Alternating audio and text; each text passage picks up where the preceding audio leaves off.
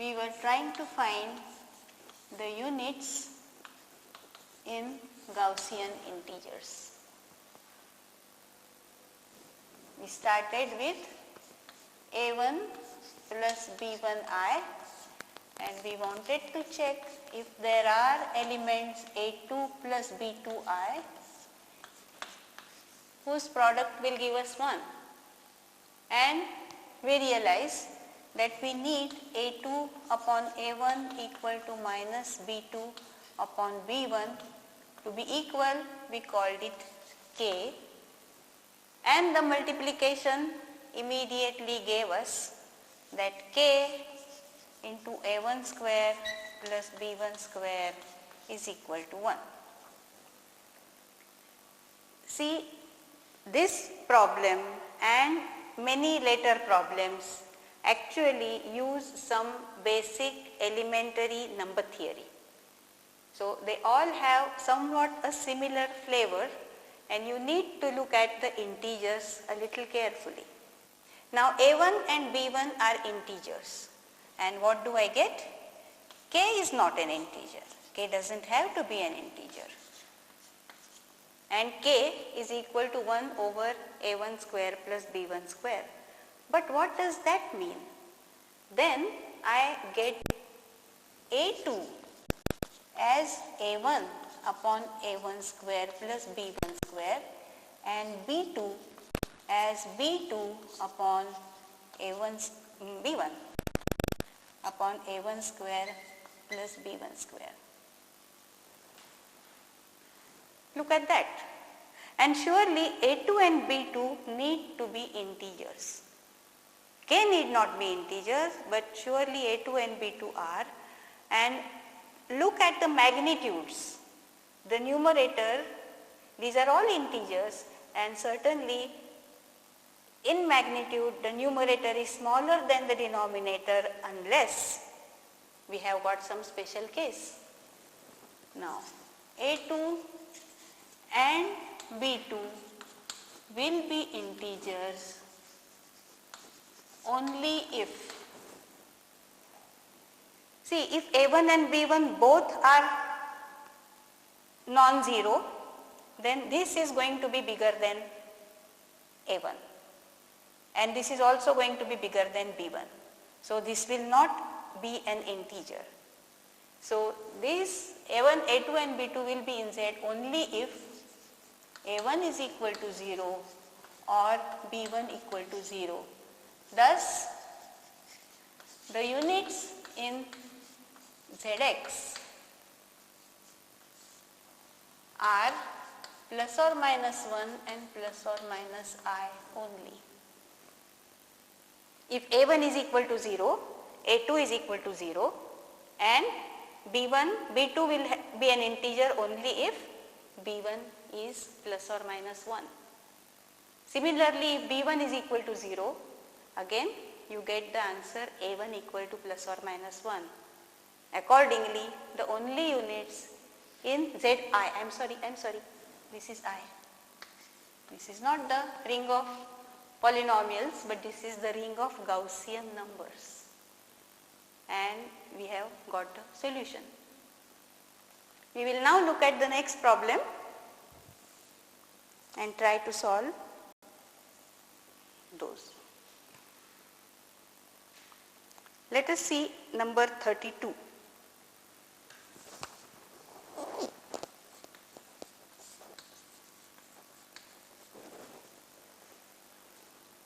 Let n be an integer bigger than n. N in n bigger than 1.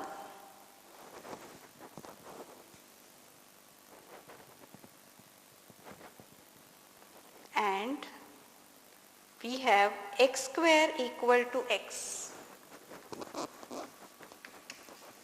for all x in the ring R.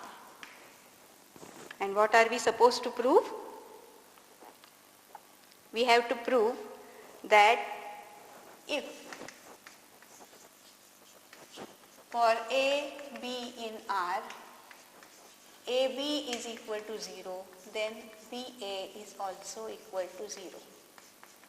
This is what we have to prove.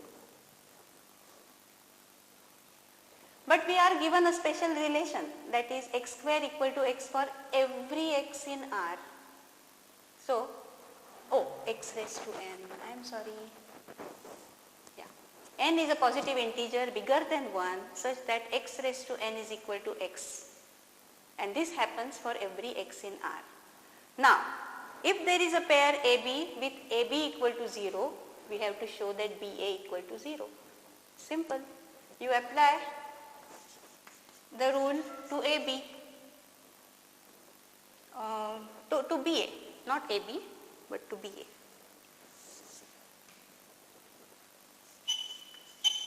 So, what is x raised to n? X raised to n is BA, BA, BA n times. No problem. We use the simple associative law and join them together. Keep one B here, then make it AB, AB, AB, and finally A again.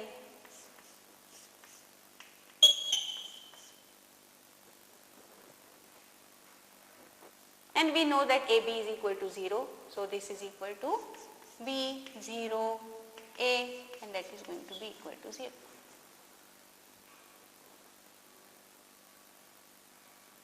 Because this is equal to x raised to n is equal to x, and that is BA. Okay. So, many of these problems are quite simple and you will get them very quickly provided you use the laws rather cleverly. So, this was 32. Let us look at 33. 33 is rather easy and I want to leave it to you, although the formulation of conjecture is not easy. So, let us do that then. Okay. Let us make at least the part of it we will prove and then leave the rest to you. For P equal to 3, 7 and 11 in ZP, we want the solutions of A square plus B square equal to 0. So, what is this ZP? ZP is the residue classes modulo P. P is n odd prime. And what are the values for P? P is equal to 3, 7 or 11. Can we find solutions for this? Let us look at it. Let us look at 7 for example. What is Z7? These are the residue classes up to 6 bar. And what are their squares? Look at the squares now. The squares of all those x bar squares, x bar in Z7, these are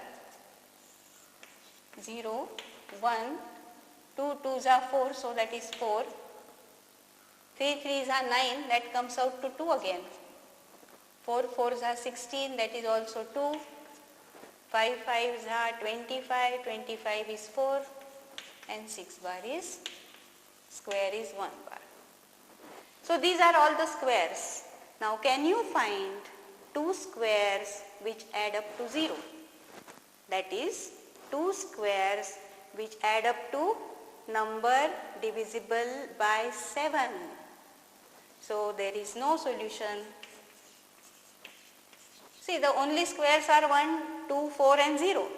No 2 will add up to 7 or multiple of 7. No solution of A square plus B square equal to 0. You can check that for P equal to 3 and P equal to 11 also there is no solution.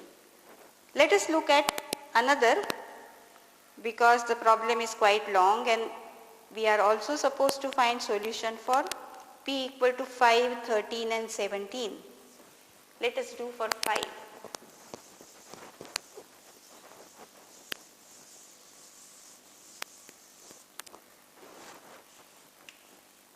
inlet 5. So the numbers are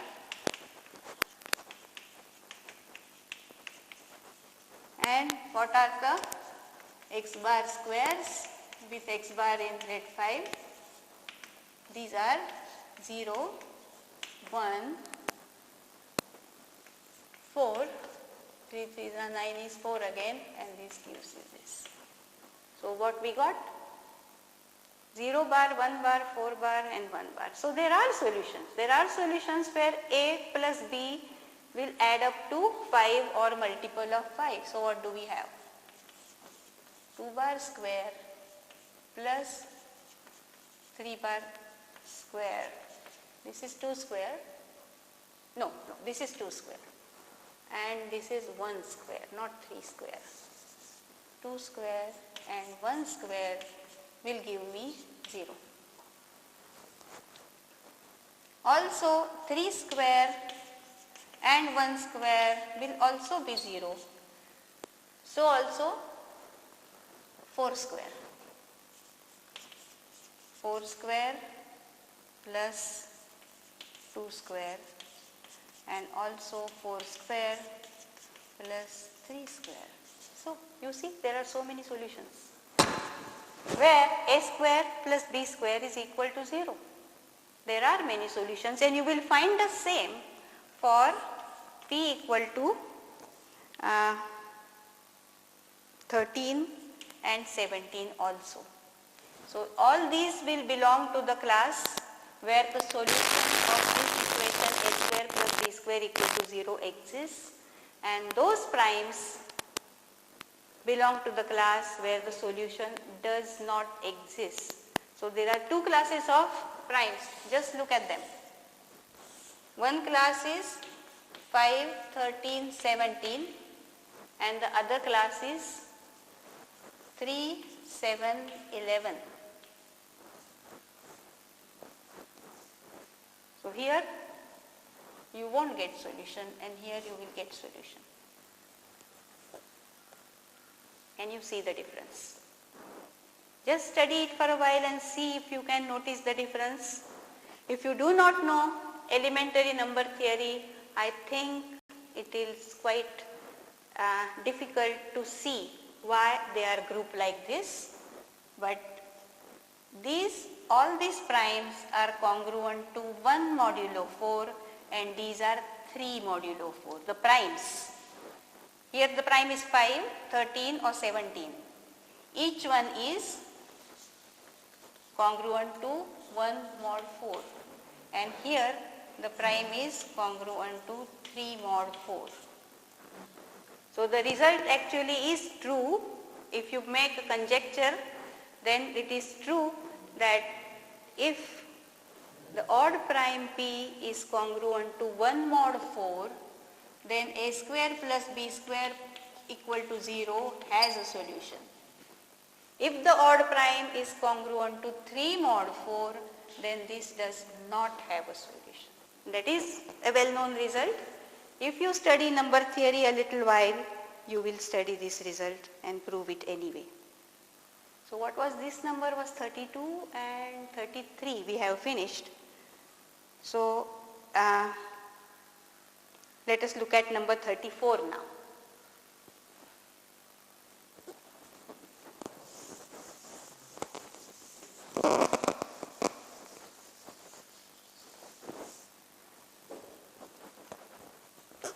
The problem number 34, m and n are positive integers.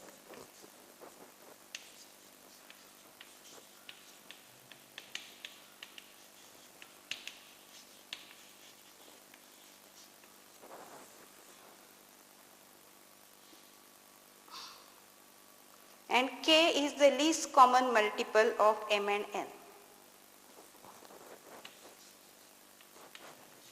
LCM of m and n. You know this notation, least common multiple. This also you have studied in school long ago. Show that. Now these two rings MZ and NZ, their intersection is KZ. This is what we are supposed to show. Okay? How do we go about it? First of all, we have already shown that MZ intersection NZ is a subring. We have already shown that intersection of subrings is a subring of Z.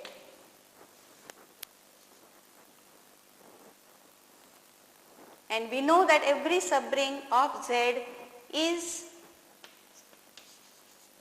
a special kind, and that is, it is a multiple of something. What integer shall we take? Let us have R. For some R. This we know, that every subring of Z is of this type.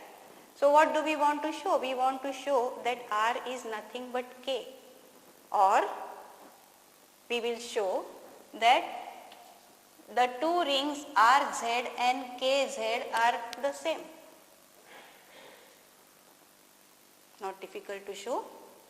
So we have to prove that RZ is equal to KZ. First, if K is the LCM, we know that M divides K, therefore KZ is contained in MZ. Okay? Because K itself is in MZ. M divides K, therefore K is in MZ, therefore KZ is in MZ. Similarly, N divides K, therefore K is NZ and KZ is also contained in NZ. I will continue on this side.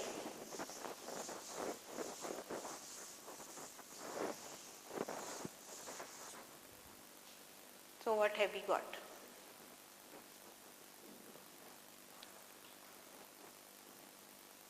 KZ is contained in RZ.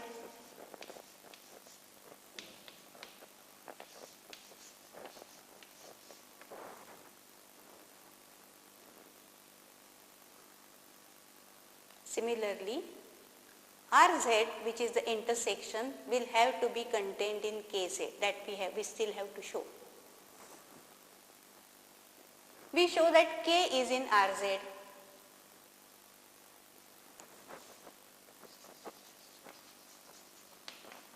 Again, K is the LCM of M and N. Therefore, K is in same. There is not much different argument.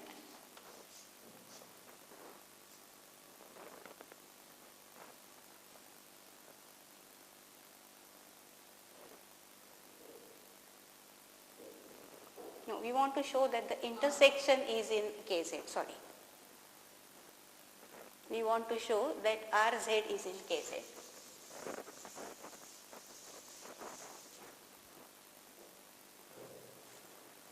Okay, so R is in MZ, therefore M divides R, and R is in NZ, therefore N divides R. And these two together, by your school arithmetic, tell you that K divides R if K is the LCM of M and N.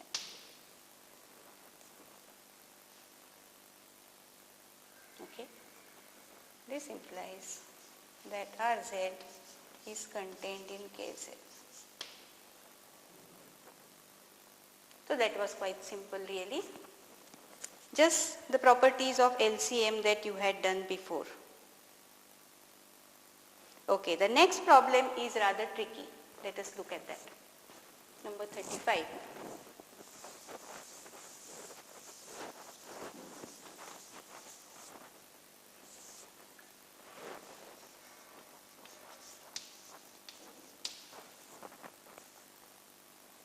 Explain why every subgroup of Zn under addition is also a subring.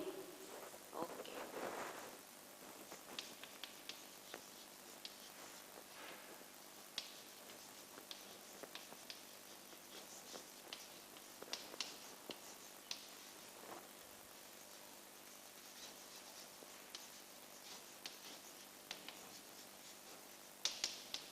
Is also a subring of Zn, of course. See, they look rather simple, they are easy, but see the significance of it. If you consider a subgroup under addition,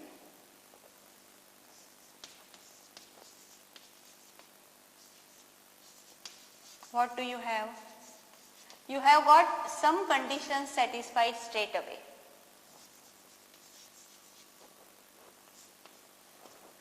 You need still to look at the other binary operation. The subring will involve two binary operations. Under addition, it is fine. We are given that it is a subgroup. It is abelian is also clear because Zn is a ring. But why is it closed under multiplication? To prove that S is closed under multiplication. That is the problem, and that is not difficult at all.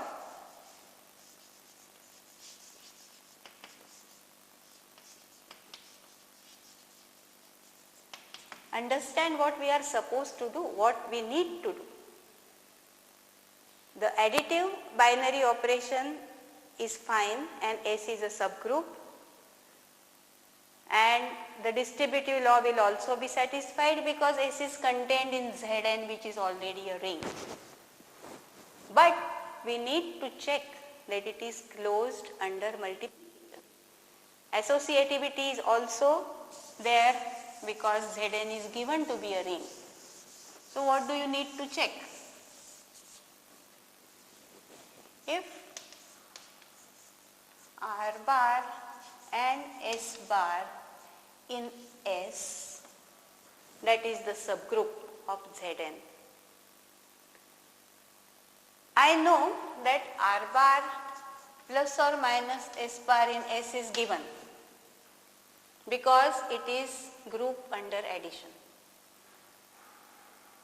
What I need to check is that R bar multiplication S bar is in S. Is this true? That is what I have to check. But if you look at the properties or the definition of R bar and S bar, what you get is R bar into S bar is R into S bar, and this is in S. If you have the residue classes modulo n, whatever that n is, then you can check that this is true. The multiplication of residue classes also gives you S bar added R times gives you the same result. That you can check using just simple divisibility laws, and therefore S is closed under multiplication.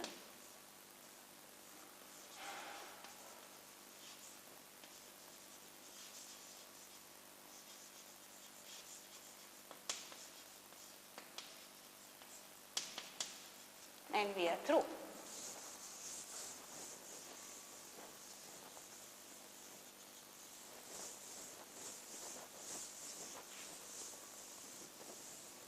Let us look at some more problems now.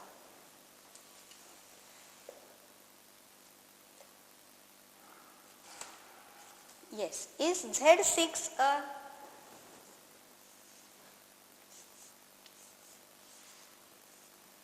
Z6 contained in Z12 as subset? Z6 as a subset is contained in Z12. Now, is Z6 subring of Z12? What do you think? But when I write the rings, I am going to use slightly different notation. Z6 is precisely this, whereas Z12 I would like to show them by double bar. Why? Because here the numbers are modulo 6 and here the numbers are modulo 12. Offhand you might think that this is a subset of Z12, but unless you map them onto corresponding numbers in Z12, they are really not the subset in the first place, because they are different sets. But even if you map them like this,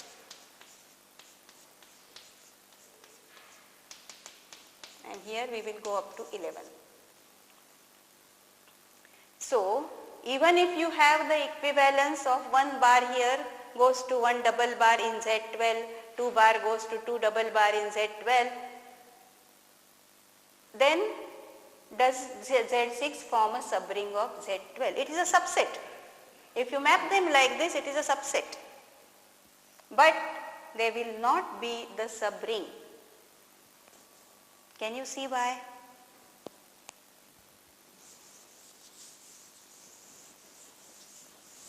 First of all, it is not straight away a subset because both are different sets to start with.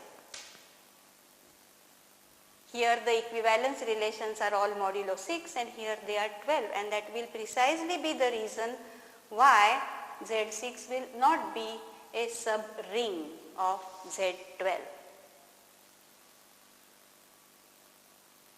Can you see why? What happens to multiplication?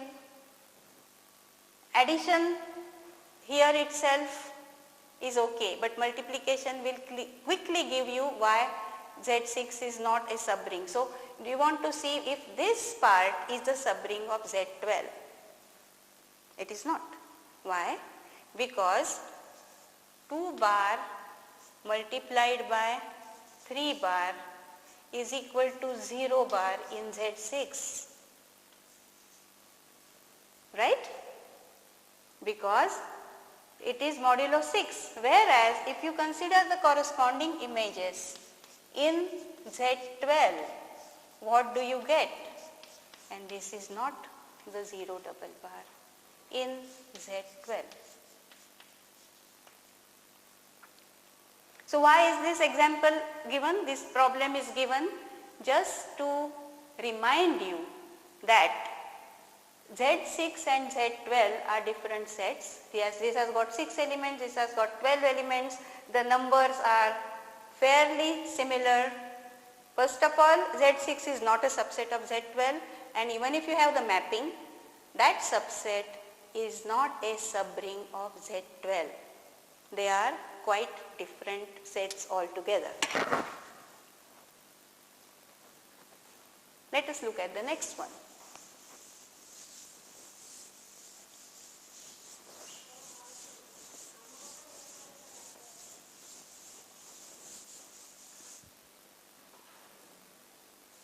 Fortunately, Gallien's book gives lots and lots of problems. So if you solve all of them, then you have done your study quite well.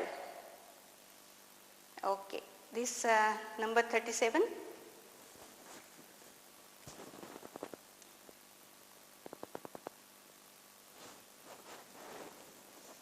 That's a different subring.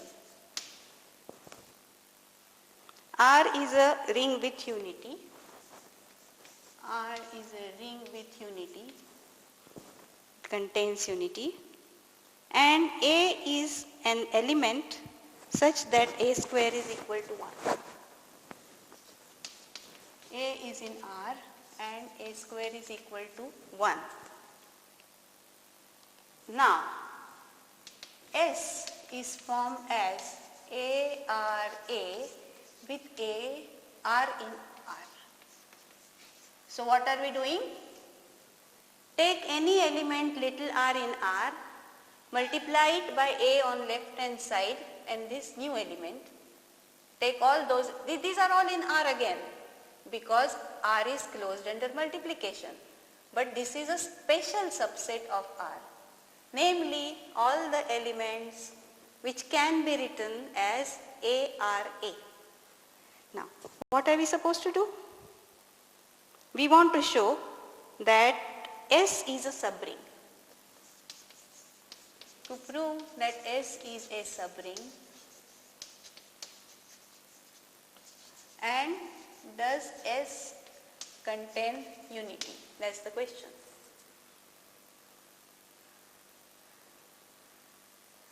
That's easy.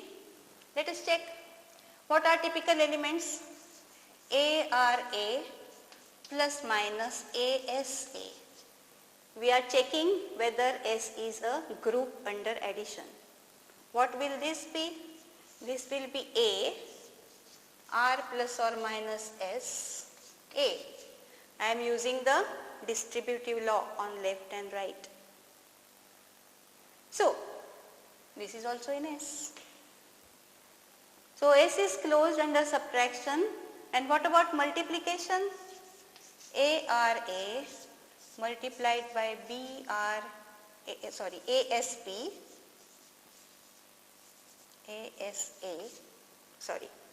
each element is of this type, ARA, ASA. But A square is equal to 1, so that is ARSA, and this is also in S. So we have checked that S is closed under subtraction and multiplication, therefore S is a subring.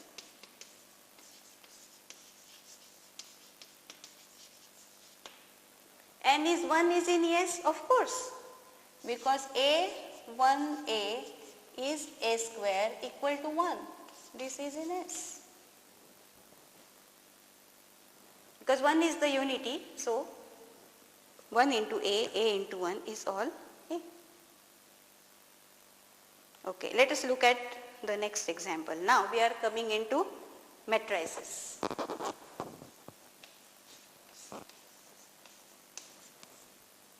Okay. M2Z is the ring of 2 by 2 matrices, and then R is, okay. We consider subrings or subsets of this 2 by 2 matrices with elements in Z. So what is R? Not R2, sorry. What is R? R is special kind of matrices. What are they? A, B, check the diagonal, and the other elements are the additions with A, B in Z. So these are surely matrices in M2Z. What about this R now? Is it a subring? Take two typical elements. What will they be? A plus B, B, A plus B. And then see if it is closed under subtraction. C and D, and C plus D here and C plus D here. What do you get? You get A minus C. Here it will be B minus D, and A plus B minus C plus D, and here it is A plus B minus C plus D again. So is it in R? Is it in R? Yes, it is in R, because when you add these two elements you get this. So it is closed under subtraction. But what about multiplication? Let us check what happens for multiplication. I think we will run into trouble.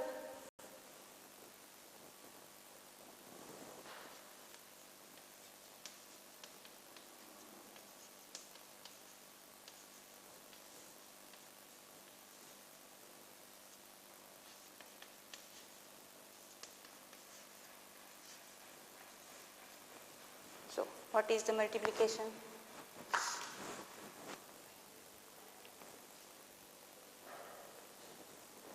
What is the multiplication?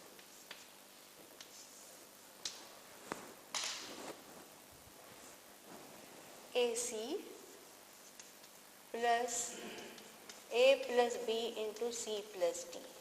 Now, and what will be?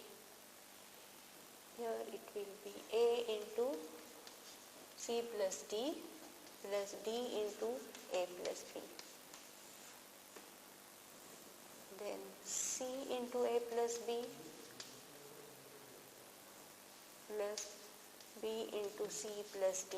You can see that we are not going to have what we want.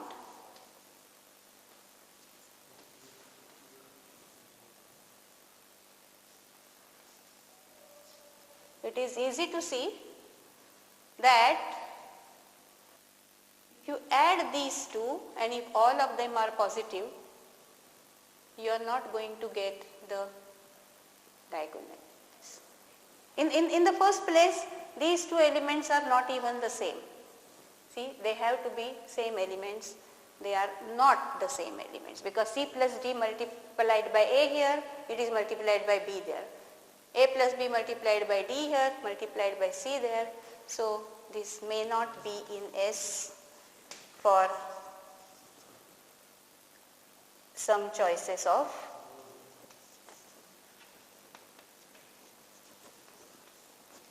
A, B, C, D. You can actually find the choices A, B, C, D so that they are not in S. This element is not in S. So, this is a subset. It is closed under addition, subtraction. It is a subgroup under addition, but it is not a subring. Same will happen for the next one. The problem given in 39, you will run into the same problem, very similar. So, I will go to problem 40.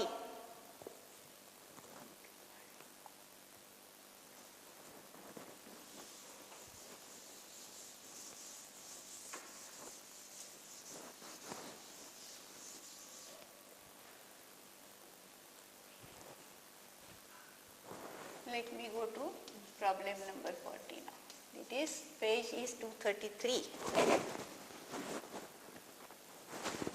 What does it say? R, yes. Now again this is a subset of M2Z and these are special matrices AA and BB with A and B in Z. It is very easy to check that R is group under addition.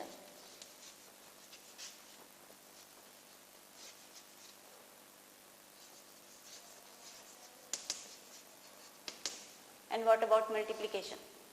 Let us check. A1, A1, B1, B1 multiplied by A2, A2 and B2, B2.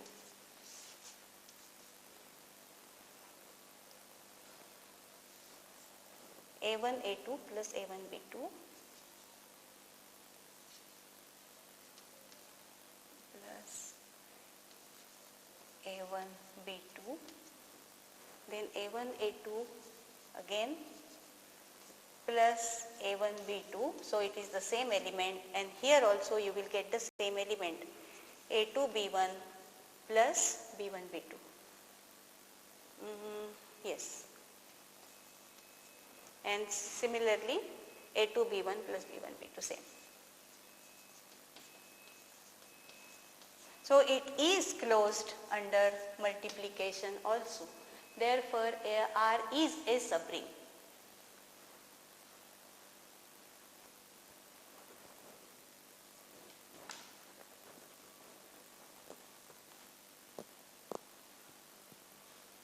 Okay, the problem number 41. Let's check on that.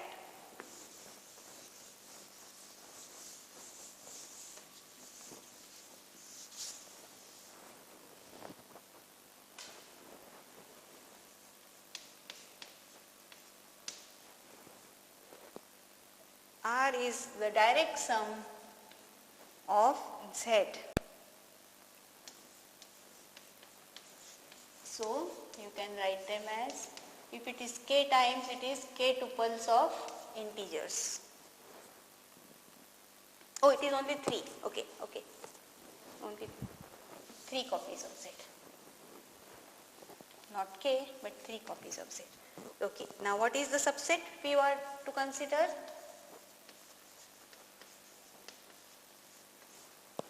Three integers a, b, c, such that a plus b equal to c. Special condition. Again, you examine if S is a subring. You will realize that S is a group under addition.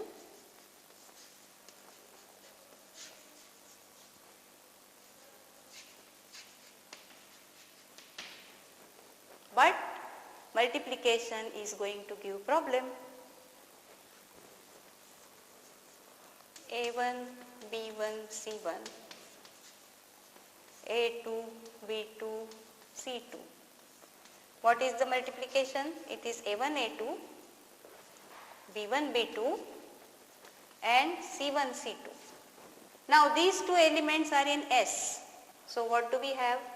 We have that A1 plus B1 is equal to C1 and A2 plus B2 is equal to C2, that we know. But does it mean that A1, A2 plus B1, B2 will be equal to C1, C2? What do we want? A1, A2 plus B1, B2 equal to C1, C2. Is this true? Is this true? This is not true. For general A, B and C, it is not true. You can easily choose numbers where it will not be true. Let us check, for example, only positive numbers, 1, 2 here and 3, 4 here. Let us check. 1, 2 and 3 and 2, 3 and 5, for example. Okay? These are in S, both. And what is the multiplication? Multiplication is 2, 6 and 15, and this is not in S.